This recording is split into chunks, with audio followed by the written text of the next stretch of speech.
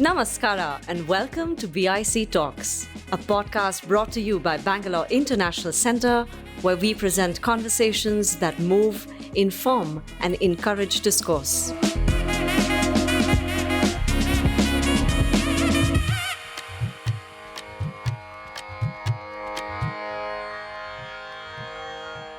Good evening. I'm so delighted to be in conversation with Keshava today. When I accepted this, I had not read the book. And when I started reading it from the very first page, I had, so many questions and very interesting. I mean, starting from the voice, which I'll talk about in a while. But this book is something, there was a brief description of the book, which was read out. But the book is so much more than what on the blurb. It's about, no, I can't say what's it about because that's the sign of a good book. You should not be able to say what's it about. Yeah. So there are many, many threads in the book. There is a sibling rivalry, there is a patriarchy, and very interestingly, the book is set in a city, not in any city, it's set in Delhi. We'll also talk about that. So before we start, congratulations, Keshava. The book is just released 2 weeks ago in India and has been receiving excellent reviews, not just in India, but outside also. There was one in Guardian a few days ago, and I'm sure there are much more to come. There are excerpts and a lot of interest being generated about the book. Maybe we can start about how this book came about. We'll start with an easy question.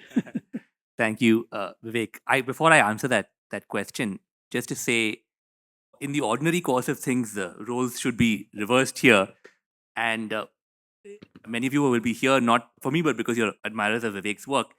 But apart from his creative work, one of the really unusual things about Vivek is he might call his literary citizenship, and he's really not someone who believes in boundaries or hierarchies within the world of literature. And I think the work that he's done in encouraging younger writers from across languages, we are all Indian writers, whether we write in Kannada, English, Tamil, whatever the case may be, is really extraordinary and it's taken different forms. So very grateful to you for doing this and for all the other things that you do. So to come to how this book came to be.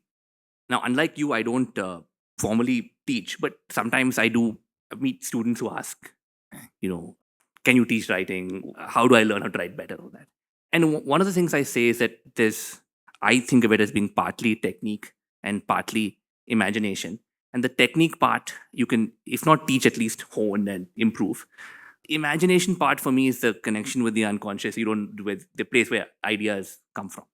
So in the case of this book, it's actually quite a simple answer, which is that I had finished a draft of my previous book.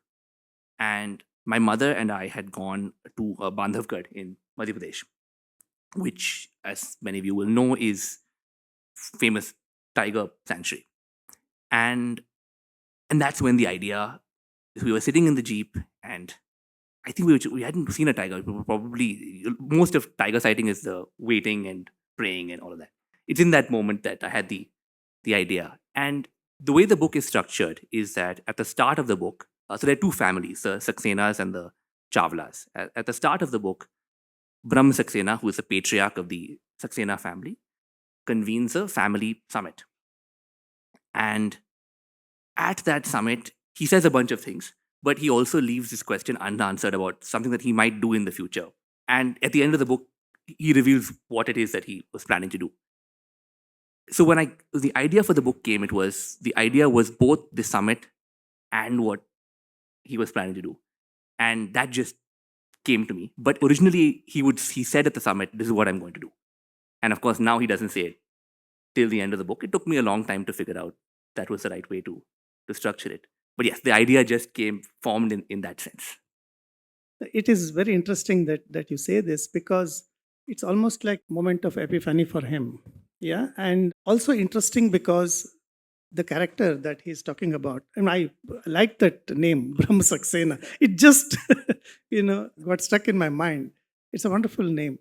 He is not a religious person. Yeah. So if you are not religious and if you go through this experience of what you just now explained, in modern times, it has to be something which is difficult to let me put it this way, it is difficult to place it in modern times without the help of religion. Because we are in a world where everything, every concerns, everything that we do doesn't look very earnest. So it's very interesting that you have placed him in this way, and that moment of epiphany has, led and created this whole narrative. It's very interesting. And other thing is also the voice, as I said in the very beginning. As a creative writer, I find it extremely challenging to write in the voice of a woman. And the narrator in this book is a young lawyer, Tara, and we see the families and we see the conflicts and we see that what he is talking about, the summit, it all unravels through her voice. I want to ask you about this. How did it happen? Did you consider other alternatives, or what is it? I mean, it's a very difficult thing for a writer, really. So when I was sitting in the Jeep with my mother and when I had this idea, it was already clear to me that this gentleman has a son and a daughter, and that the daughter is going to be telling the story. That was that was how I was going to try to do it. And when I first started writing it, the voice wasn't right yet. But I think it might be a kind of, I don't know if stubbornness is the right word, but you sort of you already anticipate people telling you that you shouldn't do it or you can't do it, and that makes you want to do it more. But I think it was also that I actually believe, as a matter of principle, that firstly that people are more than certain identities, and also that if a woman can write well in a male voice, there's no reason why a man shouldn't be able to write in a female voice. One of my favorite novels is a novel called The Last Samurai by Helen DeWitt, who was a woman writing in the voice of an 8-year-old boy. And there are many other examples. That's just one that comes to mind. And so I thought, okay, well, if they can do it, so can I. And then also I was aware that this game of fiction writing, the world of fiction is a feminine world. I mean, it's 80% of the readers, 80% of the editors, 80% of the agents. So if you don't get it right, someone will definitely tell you. And I should say all of this is relatively recent. I mean, the readership was probably always majority female, but it was a kind of boys, at every other level it used to be a boys club, but it's now totally transformed. So yeah, so I did know that I have to obviously write with care and take trouble to get things that I don't know. I can never know. I have to work at trying to figure out. But I did know that my agent or my wife or my sister or any number of friends or readers would call me out. It definitely took a kind of work that a male voice wouldn't have. But so the one last thing I'll say about this, I might write a novel in a male voice next, but that doesn't mean that I understand that character instinctively better. I will understand some things about them better. But there were many things about Tara that were easy for me to write because we happened to be in sympathy in certain ways, but except for that one very big difference. So it's, as you said, it's really the moments when you write, there are certain moments that you encounter, and then you're not very sure whether is it really the feeling of that character because you are writing in Tara's voice. That kind of bit of anxiety. I'm talking to you as a creative writer because there's always this anxiety. But I felt that in the novel, this has been absolutely, it has worked very well because of the theme, because of the characters, because of what we are seeing there. I think is probably the right voice. I never felt there was something which was left out because it was narrated through Tara.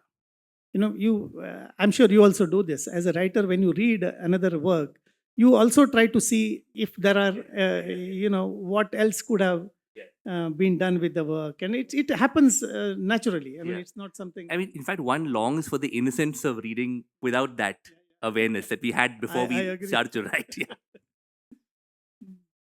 But is there anything otherwise that gave you this confidence to write in?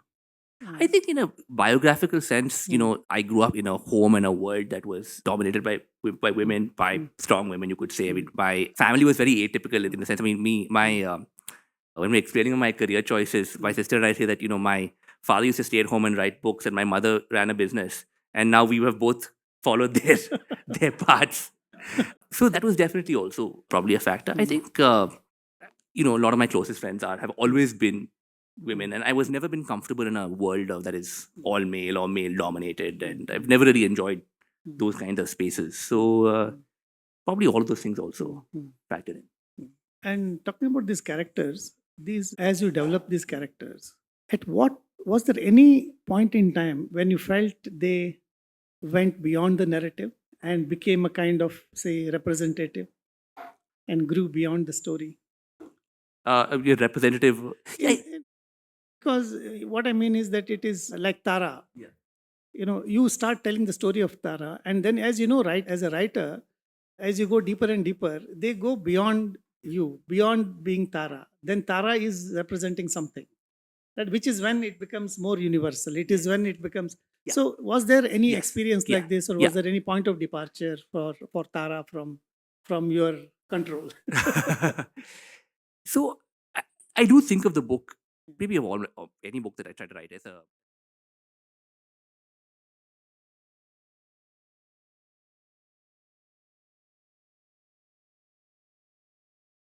the narrator, and then come to and then the country, and then in a very real sense also the world. Yeah, I don't know if I have a good answer to Vivek, to your question about that. It's one of those things which I feel like I may not be best placed Hmm. to Yeah. judge. Yeah, I think what I was definitely aware of was I didn't want these characters to be typical. So there's a way in which on the surface somebody might be. So Brahm Saxena is a very respectable chartered accountant with his own practice, and at all. And yeah, so I wanted to be careful of having characters seem like they were archetypes. And then we'll come to some of the younger men also, where that they do represent broader trends, but they also are, that making each of them individual is something that was always on my mind. Yeah. Very typical or something. But there is something that is in Tara. That is, you see a young woman, a young lawyer, and who is really questioning many of the values that are there in the family, not only in her family, but also when she interacts with her friend Lila. See, the story is there are two families which are juxtaposed, and there is a crisis in both the families.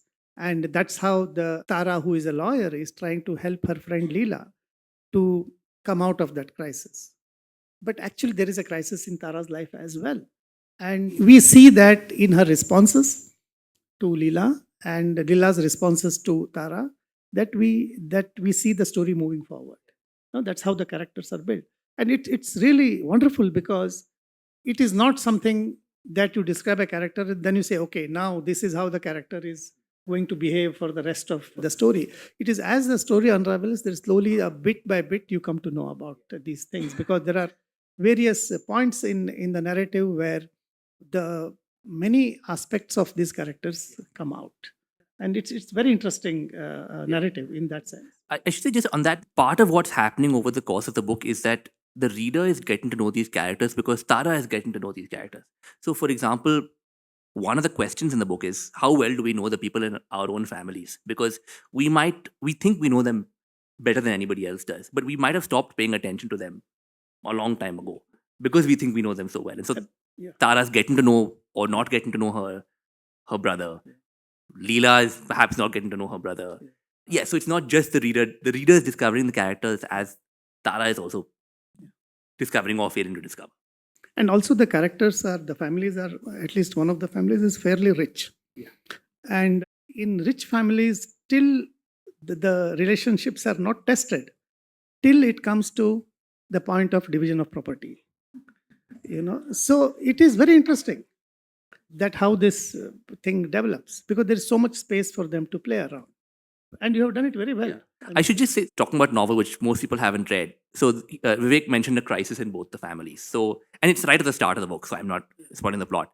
So the Saxenas, what happens is that Brahm Saxena has this family summit, and I'm slightly simplifying it, but he basically threatens to not leave anything to his children. And he doesn't say what he's going to do, but the implied thing is that he's going to give it all away to crudely put to charity.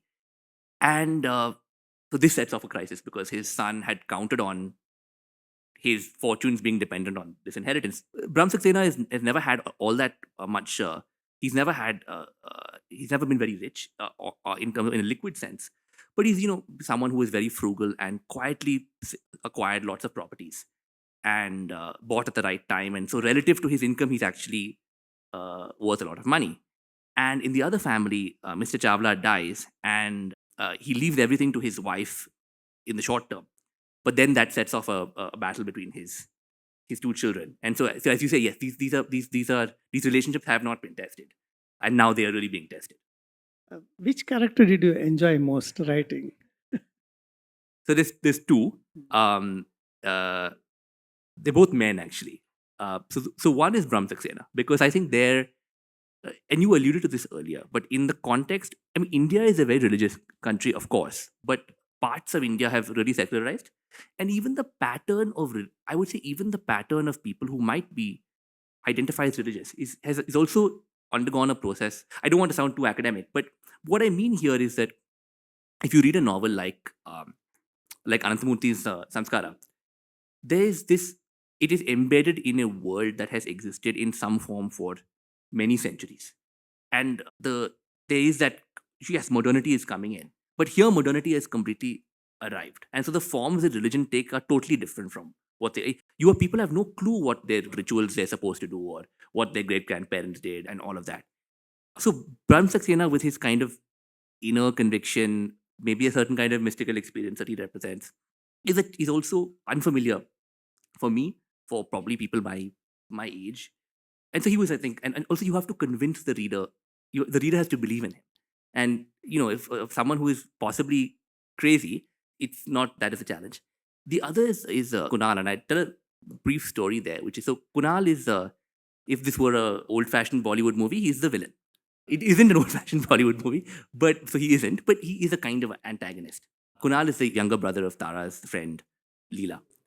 And when I first started to write Kunal, he was too much of a villain. And what happened was, I went to see a friend of mine who I think is here, who's a lawyer, and I wanted to ask him about certain legal aspects of the book. And along with being a lawyer, he's also an artist, so he's a creative person. And he said, "Listen, no, you tell me about the story." And I told him about the story. He said, "No, you've got this wrong. Forget about the legal aspects. This guy is too much of a cartoon character. You have to make him more complex." He hadn't read the book, but he was absolutely, absolutely right. And that's what led me to go back and think, okay, I have to really engage with. I have to make him more interesting. Tara has to be interested in him, and we have to also find him compelling and not just nasty. And a few people have actually messaged me saying we started out the book hating him, and by the end of the book we didn't like him, but we were at least intrigued by him or saw things from his point of view to some degree. So Kunal, is someone who he is anti-feminist, to put it mildly, and represents a kind of backlash against feminism. But he's also somebody who has a lot of force of personality. It's not black and white. No, yeah, Absolutely. Yeah. Is there anything, either a character or a plot, that surprised you when you were writing this? Something that happened beyond you? so something. It's not. I think even though I hope the book is funny and also the book really changed as it was being written. It was originally meant to be much more satirical. And I think it became more earnest as it went along. And there was more idealism and earnestness to kind of balance out the satirical edge. And the reason, look, when you are writing about very rich people, the urge to be satirical is really strong. And, especially in a place like Delhi where, they're really walled off and there's something absurd about Lutyens Delhi in particular.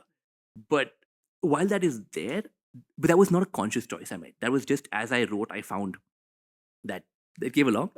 And I think also Tara's, although she's quite a cool, detached person, I think she is much less cool and detached than that maybe I sought out to make her. And of course, in Konal, I've already alluded to. That's somebody who really changed relative to my original conception. My conversations with Keshava has always been very serious. But this book, there is so much humor in it. Even in the first book, I think it's a style which I like very much. But there's something that every few pages, you, you will keep smiling. It's because it is not a humor which is intentional. It is about observations of a certain kind. Because then you see the world, you see the characters from a slightly different angle. So that's really very interesting, and I enjoyed that very much. Shall we do some reading? Sure. Yeah. So I'm just going to read a pretty short section, which is not, I think, one of the funnier ones, but it's. I know we're going to talk about this more, but this is a book that's really about Delhi, and in particular, one of the aspects of Delhi that it brings alive is the human-created geography of Delhi, shall we say, which is Delhi, not Delhi as it would have been if there was no city there, but Delhi as it is now, whether that's the climate or the pollution, or in the case of what we're about to hear about, a mountain of trash. And so, just to set the scene for you, so at the start of the book, Brahm Saxena has his summit, as I mentioned. And the reason why he threatens to give everything away to charity is he has had a kind of ecological awakening. And he is just appalled by what he suddenly wakes up one day, and or it seems like he's woken up one day and said, what on earth is going on in the world? And his philosophical position is that the problem is that human beings have decided that they stand above life, and that they want to dominate and master it, and they have just forgotten that they are animals like other species. And his children are not very interested in any of this, but he and his daughter are very, very close. And so Tara says to him, I want to understand better where you're coming from. Like, how did you come to this worldview? And so in this scene, he's taking her to see this, as I said, literally mountain of trash. Okay, so here we go. At Govindpuri metro station, Baba walked to the row of autos and got into the first one, which was empty. When the driver arrived, Baba said, "Take us to the mountain of trash." That was what he literally said in Hindi, "Kachra ka pahad." For a few years now, there had been one or two news stories a year about a famous landfill in Ghazipur in northeast Delhi. The headlines usually framed the situation in terms of architectural achievement. Delhi's garbage peak is now higher than the Leaning Tower of Pisa, now the London Eye. Nearby residents would be quoted complaining about the smell. The rest of Delhi shrugged, as people do. In a minor way, Ghazipur had become something of a local tourist site.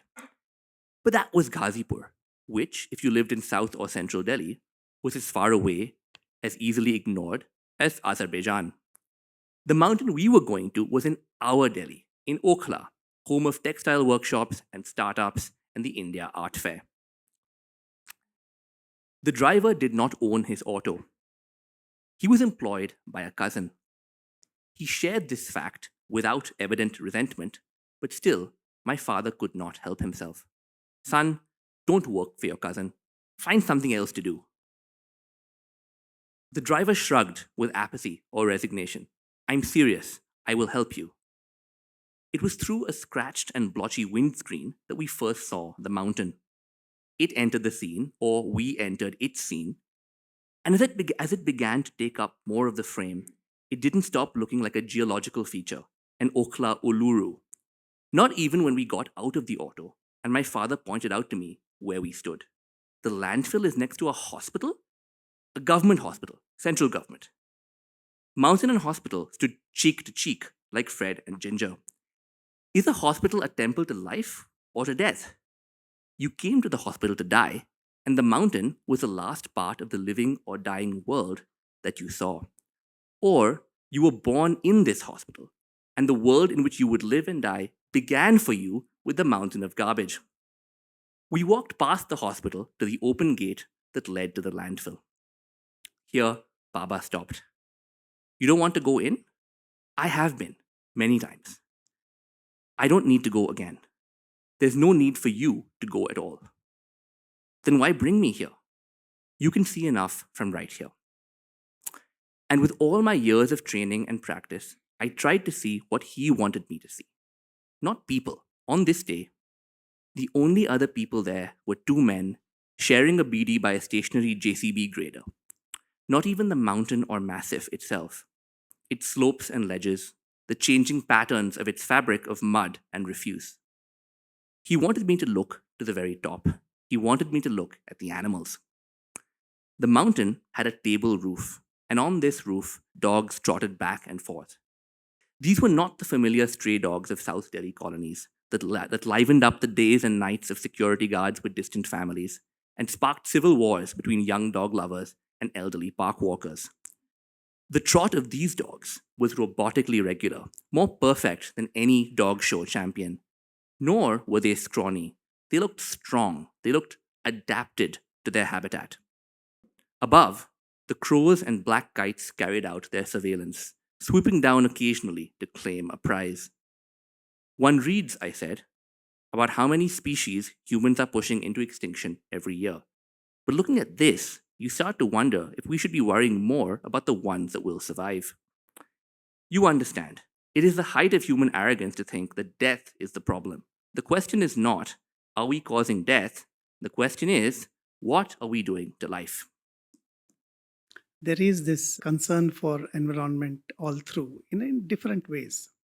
But if I have to say two sentences about the novel, I would say one of the most profound things that it has dealt with is the question of inheritance. It's not inheritance of wealth, but moral inheritance. And it is also the question at the center of all the environmental movements and this and that we talk about, because it's a very age old question, that relationship between civilizations and nature and how it has been dealt with. So I think this novel all through deals and raises these questions chapter after chapter. But on the front, you see it as fight for wealth, fight for some property, but that's all a front. That's just the facade. But the questions that are raised are really of this. What is that moral position? What is that moral inheritance? Do you want to talk about that? This is one of those things that I think became clear to me when I finished the book. Yeah, just 1 second. I'm dying to talk about the end, but I will not talk about it. I will not talk about Yeah. it because we don't want to. I don't want to give it away because Yeah, that this will, is a that's why all the I am just warning you no also. reviewer has spoiled the ending. Yeah, so this is not one of those books which you finish and you wonder what's actually going to happen next. You know what happens when you get to the end. So, at the most literal sense of wealth and property, if you live in Delhi, if you spend time in Delhi, it's inescapable because Delhi is not a city like Bangalore or Bombay, in which you have this presence of big real estate or the nexus between big real estate and politics. It's much more a state of situation of individual plots of land that are worth 20 times what somebody's would ever earn in a lifetime because by pure accident. And so family's net worth is concentrated in this plot of land, which they're going to turn into 4 flats. And then that's site of that plot of land. And it was built for one family. Then that family had 2 children. Now you got grandchildren. So it's such a powerful force in Delhi.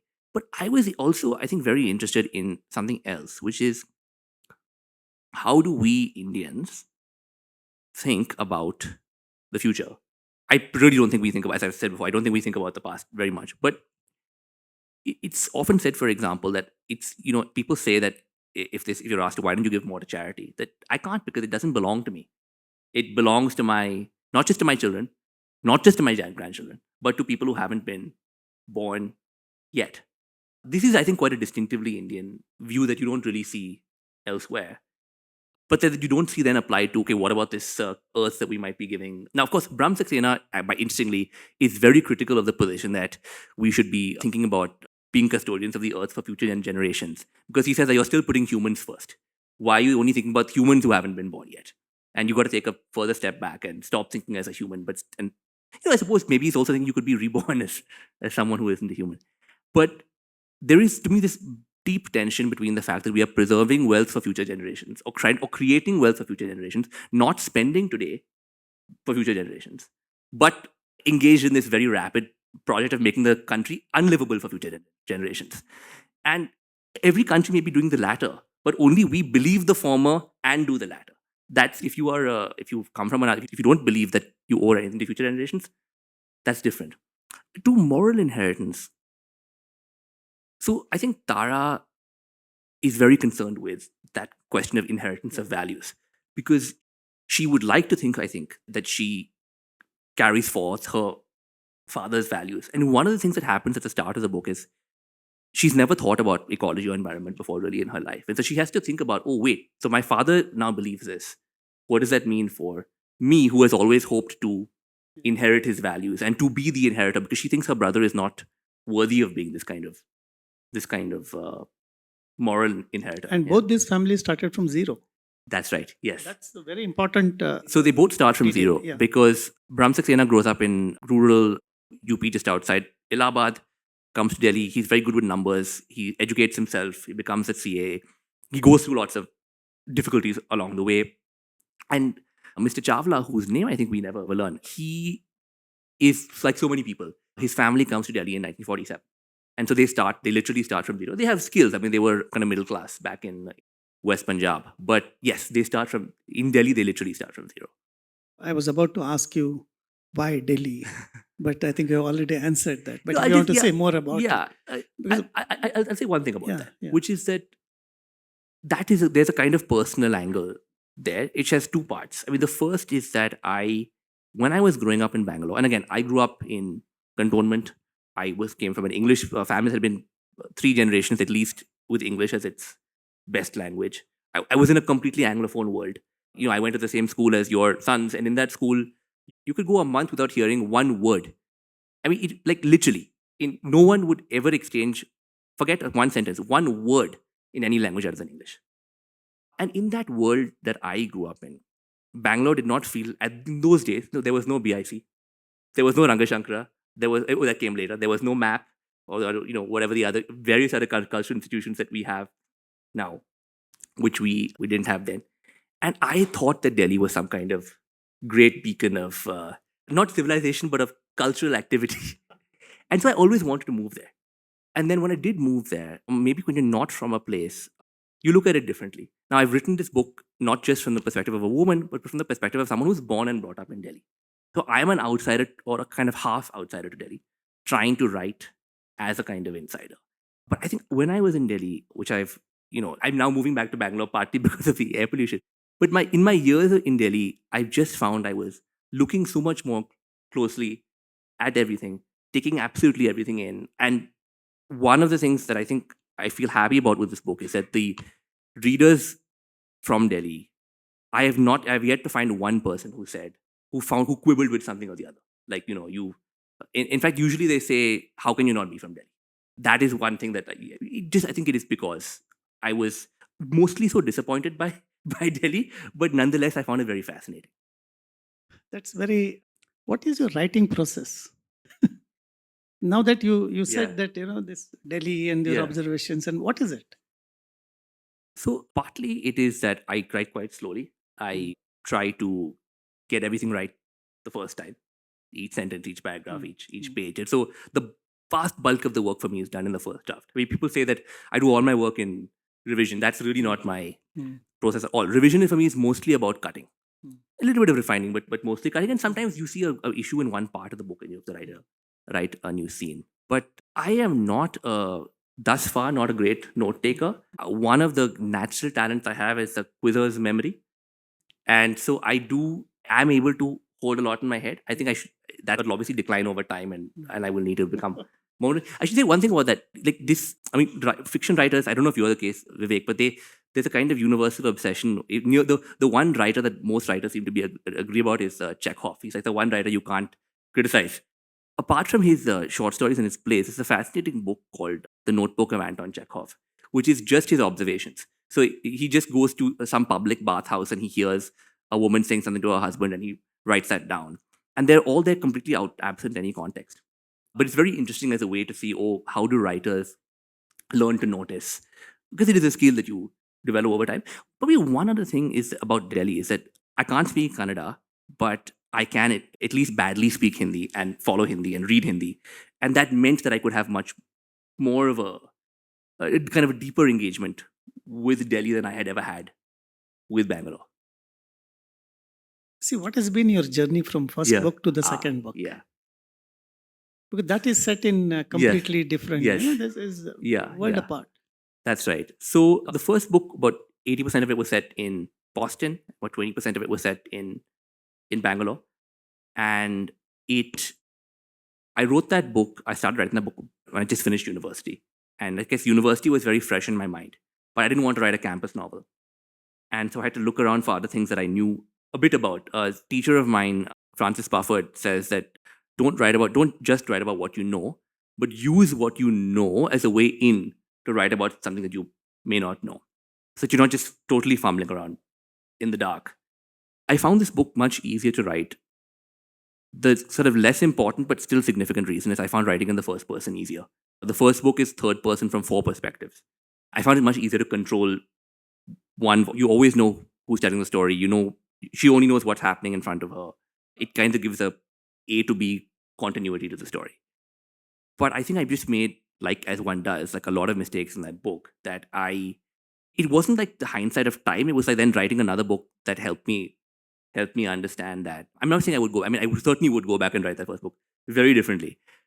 But I feel like in this book, the thing that most important to me is prose. That's definitely the thing I think about most.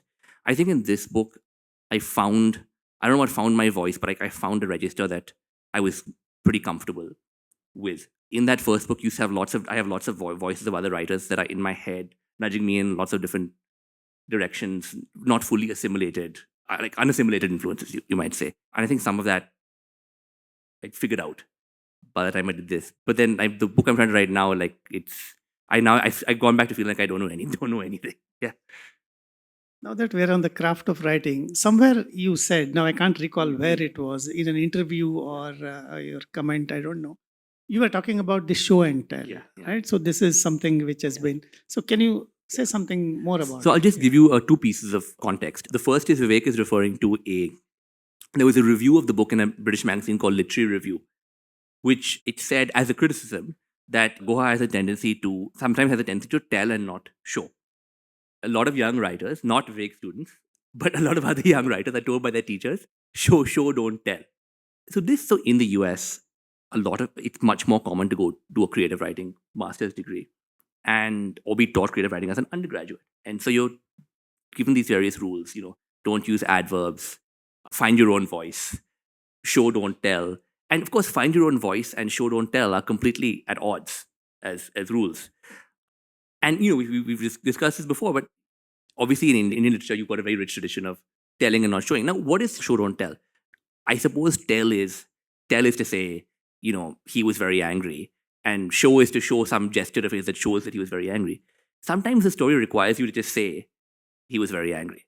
I mean, sometimes you just need, it's not just more efficient, it's just more direct and powerful to just say what's going on. Sometimes you need to imply or prove or indicate. So I'm very opposed to all these prescriptive rules. I mean, to me, it's like there are no laws of fiction, or the laws of fiction are like, if you do this, then this will happen, or if you do that, then that will happen. It's not that don't do this, don't do that. We choose our techniques based on the effects that, we don't have a kind of ideological commitment to certain techniques.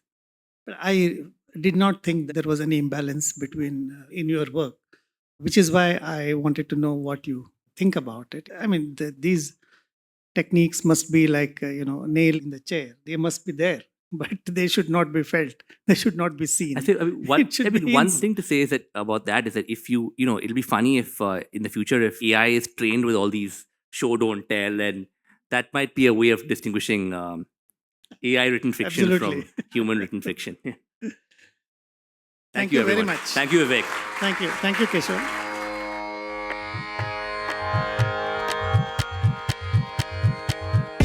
You have been listening to BIC Talks by Bangalore International Centre. If you liked what you heard, do follow us on social media. Keep up with our programming by signing up for our mailer on the website, or leave us a review on Apple Podcast or iTunes. The crew that makes these podcasts possible is S. Sarvana Raj and Ranjit Kumar on sound supervision and production. Artwork is designed by Chandani Venkataraman of Crisscross Design Studio. Don't forget to subscribe to our channel on your favorite podcast platform. It can also be accessed on our website, bangaloreinternationalcentre.org. This is Sunaina Jain signing off on behalf of everyone at BIC.